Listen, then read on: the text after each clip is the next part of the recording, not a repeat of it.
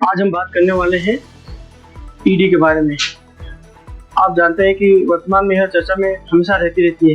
इसका मुख्य कारण यह है, इस चर्चा में रहने का कारण यह है कि राजनीतिक दलों के इधर उधर जाने से, ईडी के छापे या अन्य किसी कारणों से यह चर्चा में रहती है।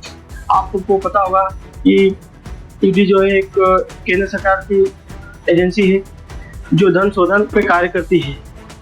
आइए हम आज बात करेंगे ईडी के कुछ महत्व प्रावधानों के बारे में, जैसे कि ईडी क्या है, इसकी स्थापना कब हुई, उसकी भूमिका क्या है एवं राजनीतिक विवाद और चुनौतियों इत्यादि पर हम बात करेंगे।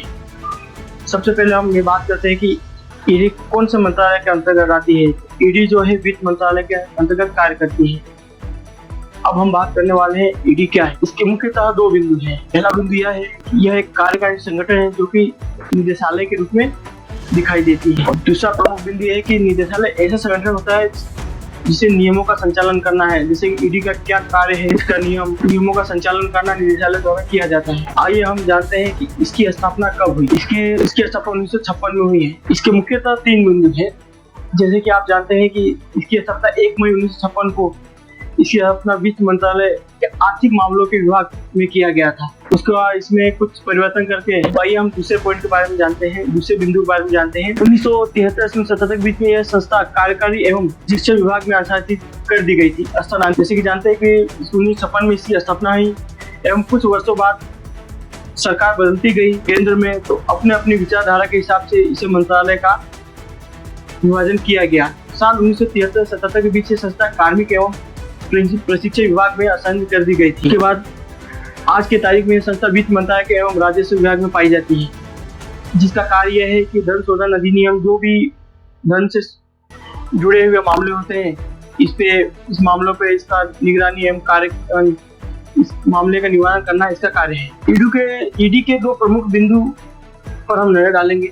जैसे कि आप सब जानते हैं कि यह राजस्व विभाग में कार्य करती है। इसका पहला बिंदु यह है कि वित्त मंत्रालय के राजस्व विभाग में राष्ट्रीय अधिसूचना सूचना निदेशालय संबंधित है, जो आर्थिक लेन देन यानी कि कोई भी ऐसा लेन देन जो गुप्त रूप से किया गया हो, जैसे गोपनीय सूचनाएं रखती है, यह 1962 के सीमा शुल्क अधिनियम पर कार्य करती है। इसके दूसरे बिंदु के बारे में हम जानेंगे।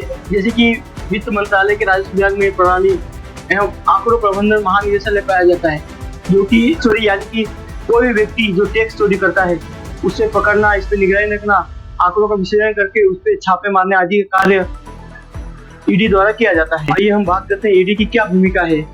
इसके मुख्यतः 5 बिंदु हैं। इससे सबसे पहला बिंदु यह है कि यह फेरा कानून यानी कि फॉरेन एक्सचेंज रेगुलेटरी एक्ट 1947 की नियमों पर कार्य करती है। इसका मतलब यह है कि उस अधिनियम से उस एक्ट से यह कानून के अनुसार ही यह कार्य करती है। इसका दूसरा बिंदु यह है कि 1999 में फेरा कानून को बदलकर फेमा यानी कि फॉरेन एक्सचेंज मैनेजमेंट एक्ट 1999 को फेमा बना दिया गया था, जिसका मुख्यतः कार्य है जो भी धन शोधन जैसे मामले हैं इस पे इसका निगरानी रखना होता है।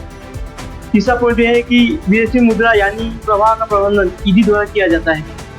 जैसे मान लीजिए कि इंडिया से कोई भी धन ब्लैक मनी द्वारा यानी कि मनी लॉन्ड्रिंग या किसी अन्य द्वारा इंडिया से या अपने देश से बाहर भेजा जाता है, तो इस पे निगरानी ईडी द्वारा किया जाता है। इसके चौथा बिंदु यह है कि 2002 धन शोधन निवारण अधिनियम एक्ट 2002 को धन शोधन रोकने के लिए धन शोधन पर कार्य करने का कार्य करती है। इसका प्रमुख या 5वां बिंदु यह है कि 2018 में दोहरा आर्थिक अपराध कानून, जैसे कि विजय माल्या, नीरव मोदी, अन्य जो व्यक्ति भारत से लोन लेके या किसी अन्य व्यक्तियों का पैसा लेके फरार हो गए हैं, उसको पकड़ के वापस लाने का कार्य ईडी द्वारा किया जाता है। राजनीतिक आधार पर भेदभाव करके, विशेषकर केंद्र में राजनीतिक आधार पर भेदभाव करके केंद्र विपक्ष दलों के शासित राज्यों के द्वारा ऐसे आरोप लगाया जाता है कि ईडी का दुरुपयोग किया जाता है, परंतु यह दुरुपयोग करना गलत माना गया है।